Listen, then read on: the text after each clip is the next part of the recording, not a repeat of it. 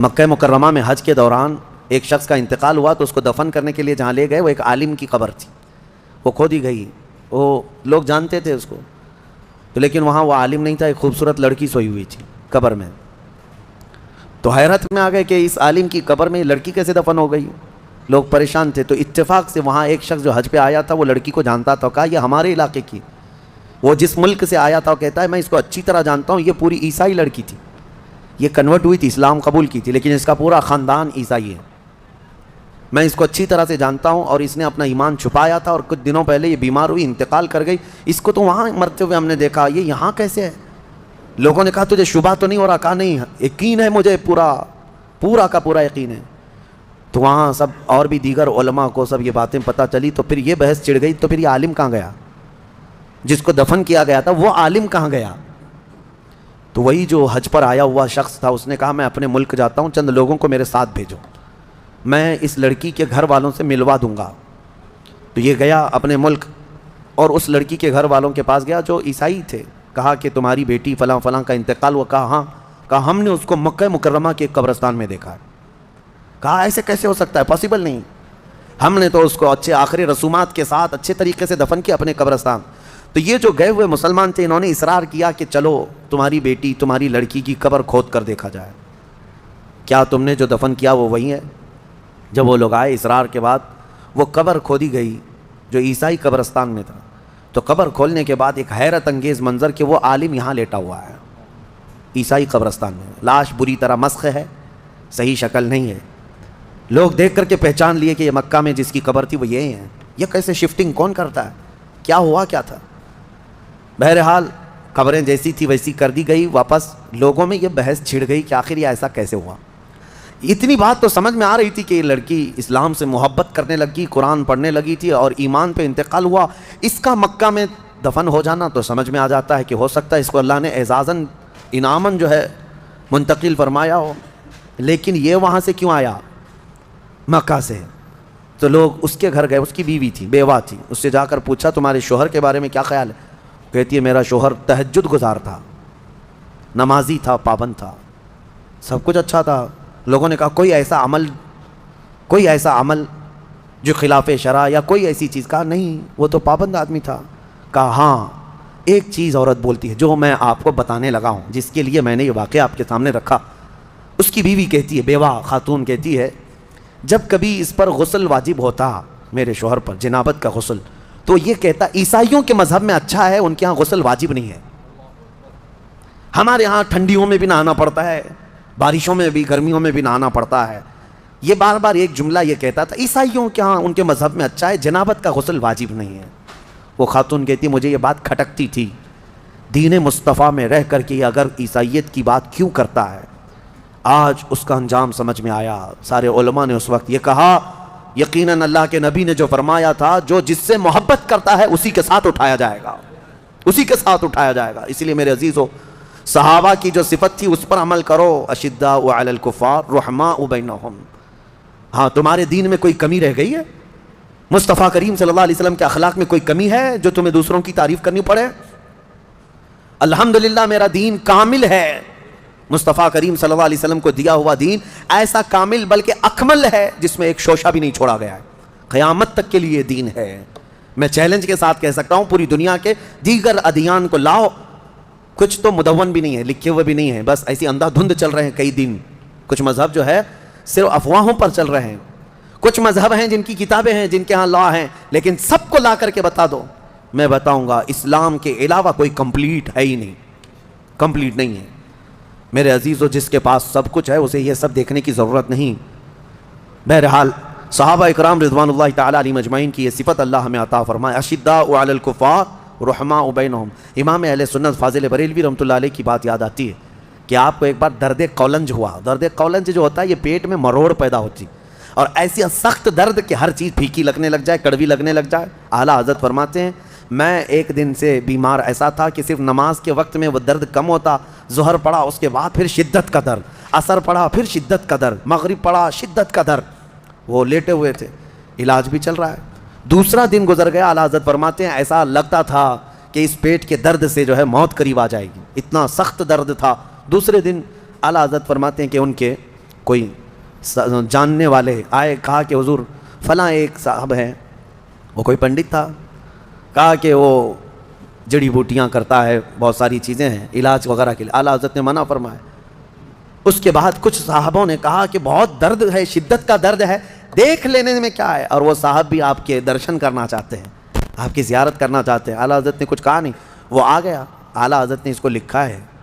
وہ آئے جو صاحب جن کو یہ لوگ لے کر کے آئے, وہ آتے ہی اعلیٰ حضرت کے پیٹ پہ ہاتھ رکھا اور کہا کہاں درد ہے. اعلیٰ حضرت فرماتے ہیں 2 دن سے کولنج کا اتنا درد مجھے نہیں ہوا تھا جتنا اس کے ہاتھ رکھنے سے ہوا. اس کے ہاتھ رکھنے سے جو مجھے درد ہوا, یہ کیا تھا, یہ کیا تھا؟ اشداء علی الکفار رحماء بینہم. یہی ہے. اب میں زیادہ اس کو سمجھاؤں تو ہماری باتوں کو لے جا کر کے توڑ مروڑ کر کے میڈیا والے چلائیں گے. بہت سارے اسی کے آڑ میں بیٹھے ہوئے ہیں. ہاں بالکل میرے عزیزو, میں ان کے اعلیٰ ایمان کی بات کر رہا ہوں. اور آج کے پتہ نہیں کئی ایسے سیکولر لوگ ہیں جو کنیا بابا پیشاب بھی بیچے تو لینے چلے گئے. ہاں اس کے پاس لے کر لینے کے لیے بھاگ گئے.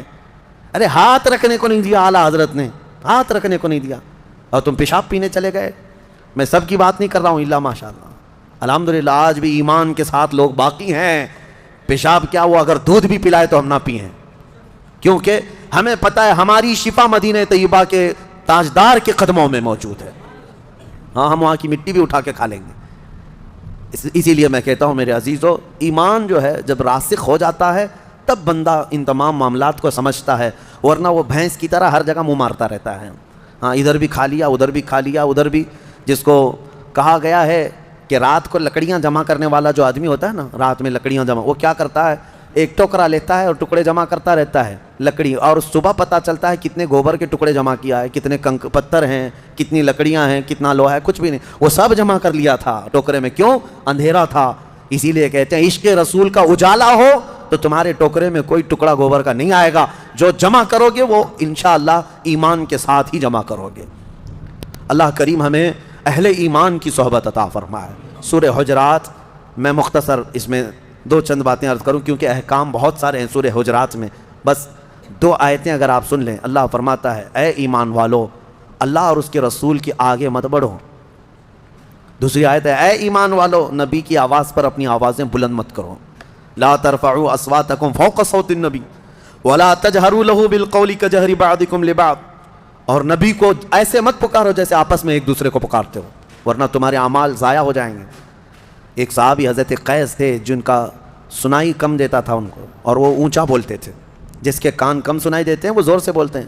حضور کی مجلس میں وہ بیٹھتے, حضور سے بلند آواز سے پوچھتے تھے یا رسول اللہ کیا کہا آپ نے. اللہ کو یہ ادا بھی پسند نہیں آئی. رب تعالیٰ نے آیت نازل فرمائی کہ نبی کی بارگاہ میں بلند آواز سے بات نہ کرو. آج بھی یہ آیت میرے آقا کی جالیوں پر لکھی ہوئی ہے, آج بھی ہے, آج بھی ہے. لوگوں وہاں سے گزرنے کے وقت آج بھی وہی احکام ہیں. نفس گم کردہ می آیت جنید و بایزیدی جا, کہا گیا ادب گاہست زیر آسمان از عرش نازک تر. آسمان کے نیچے ایک ایسی جگہ ہے جو عرش سے بھی نازک ہے.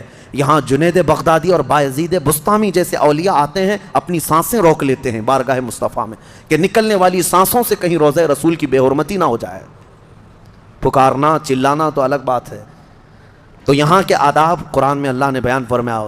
وہ صحابی جب ان کو پتہ چلا کہ یہ آیت نازل ہو گئی تو وہ گھر میں بیٹھے رہ گئے, 40 دن تک روتے رہ گئے. بہت روئے کہ یہ آیت میرے ہی لیے نازل ہوئی. پھر دوسری آیت آئی ان الذین یغضون اصواتهم عند رسول اللہ, بے شک وہ لوگ جو اپنی آوازیں پست رکھتے ہیں, دھیمی رکھتے ہیں اللہ کے رسول کے نزدیک.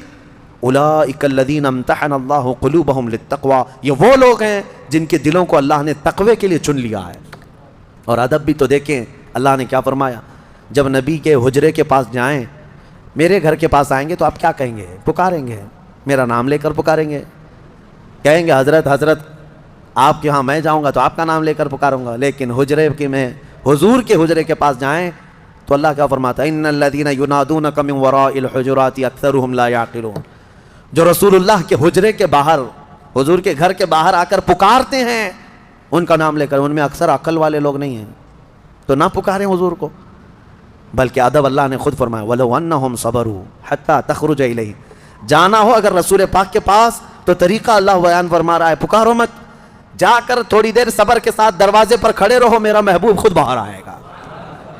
حضور خود تشریف لائیں گے، یہ تمہارے لیے زیادہ بہتر ہوگا۔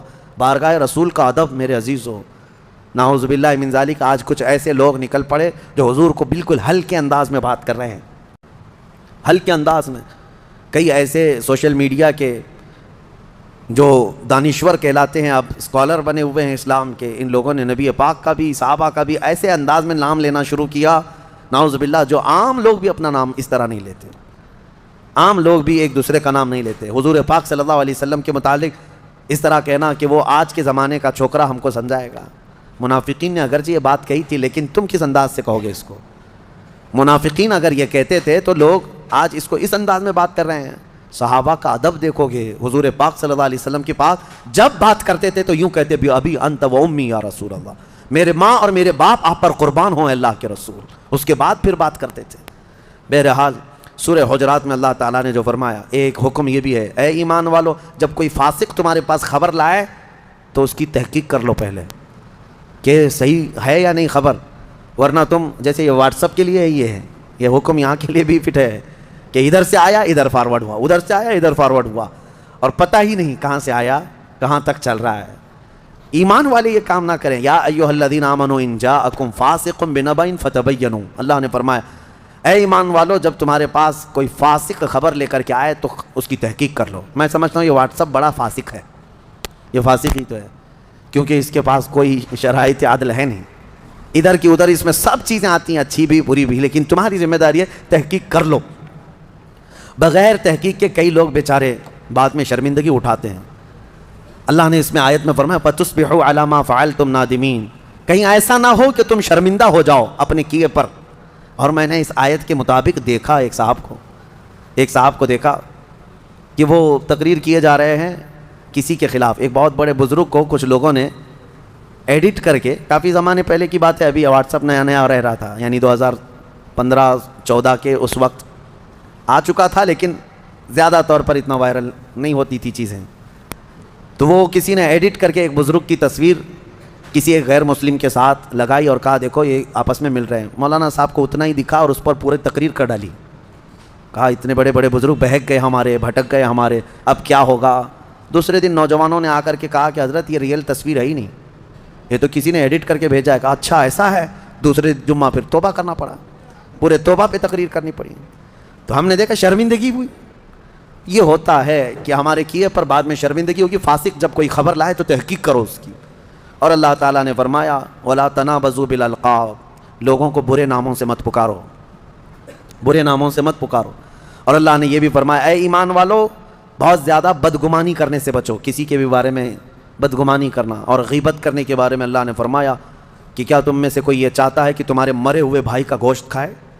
جو مسلمان کسی مسلمان کی غیبت کرتا ہے وہ اپنے مردہ بھائی کا گوشت کھاتا ہے۔ اللہ کریم ہم سب کو ان تمام سیئ افعال سے محفوظ فرمائے، ہمیں عشق رسول کی دولت عطا فرمائے۔ دعا یہی ہے کہ مولا کریم تیرے رسول کے جلووں میں زندگی عطا فرما اور ان کے قدموں میں موت عطا فرما۔ وآخر دعوانا ان الحمد للہ رب العالمین۔